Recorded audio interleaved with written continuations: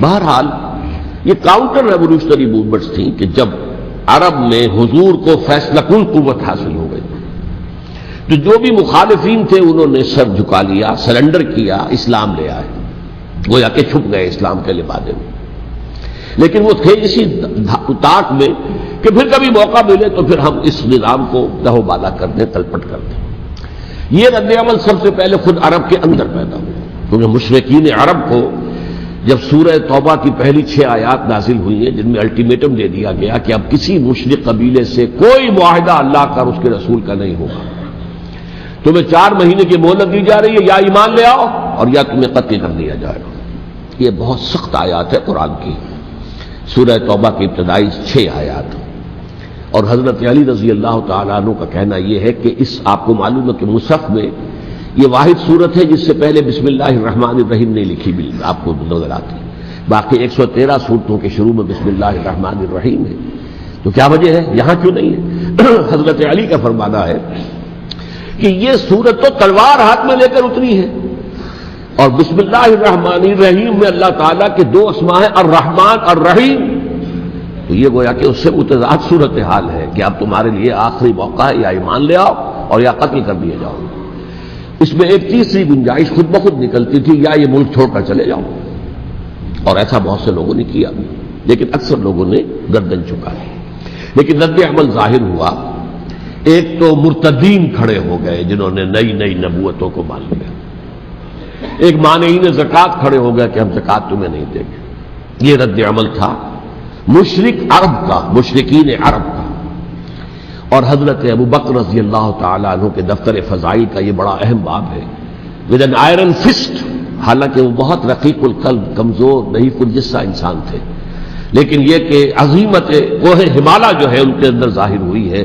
With N iron first انہوں نے ان ساری جو رد عمل کی جو تحریکیں تھیں انہیں کچل کر رکھی، اور پھر پورے عرب کو گویا کہ اثر نو اس میں اسلام کے نظام کو کنسالیڈیٹ کر کے حضرت عمر کے حوالے کر دیا رضی اللہ تعالیٰ عنہ.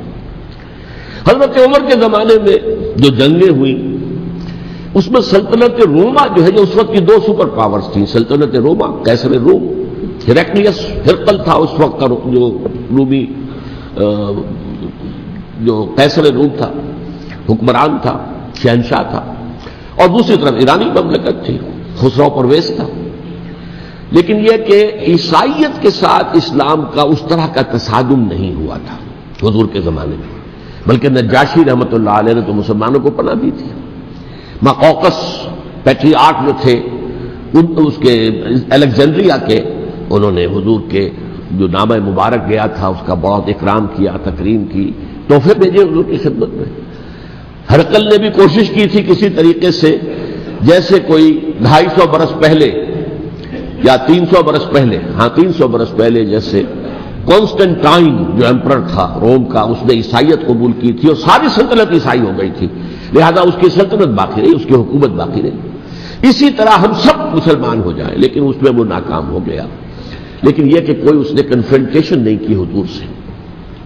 البتہ ایران کا معاملہ یہ تھا کہ اس کے پرخ چڑھ گئے.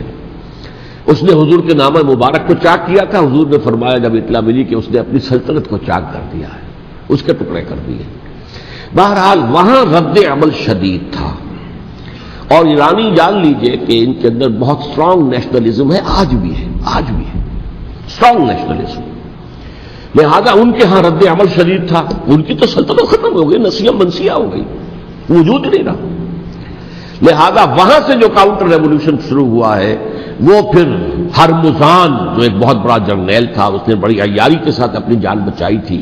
یہ بڑا دلچسپ واقعہ ہے کہ وہ یعنی کنڈمڈ تھا اسلامی حکومت کی طرف سے، خلافت کی طرف سے، کہ وہ جہاں بھی پایا جائے اس کو قتل کرنا ہے. حضرت عمر کی عدالت میں لا کے پیش کیا گیا. حضرت عمر نے کہا یہ واجب القتل ہے، قتل کر دو اس کو. اس نے کہا اچھا مجھے ذرا پانی پلا دیجیے. حضرت عمر نے فرمایا ٹھیک ہے بھائی پانی لاؤ، پانی دے دو.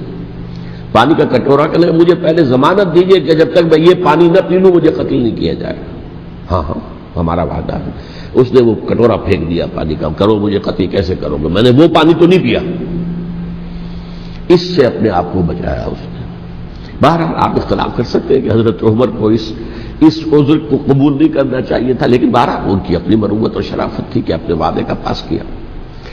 اس کی سازش سے ابو لولو فیروز اس نے حضرت عمر کو شہید کیا۔ یہ گویا کہ دوسری کاؤنٹر ریولوشنری موومنٹ تھی۔ انہوں نے یہ سمجھا تھا کہ یہ ساری چکی جو چل رہی ہے، جیسے چکی کی ایک کلی ہوتی ہے، وہ کلی جگہ سے ہٹ جائے تو چکی کیسے چلے گی؟ یہی بات حضرت علی نے فرمائی تھی حضرت عمر سے رضی اللہ تعالی عنہما۔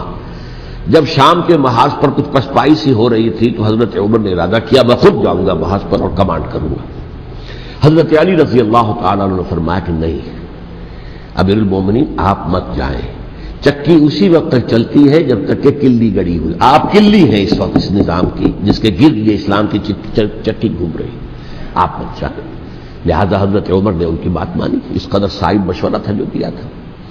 بہرحال انہوں نے یہ سمجھا تھا کہ عمر ہی کے بل پر چل رہا ہے یہ سب کچھ، لہذا عمر کو بیچ سے ہٹا دینے سب بیٹھ جائے گا۔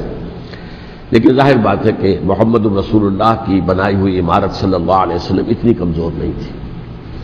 اس کے بعد حضرت عمر کے انتقال کے بعد حضرت عثمان کا انتخاب ہوا، اور حضرت عثمان کے بھی 10 سال پہلے جو ہے وہ بالکل حضرت عمر کی جو دور خلافت ہے اس کے بالکل مشابہ ہے، مماثلی۔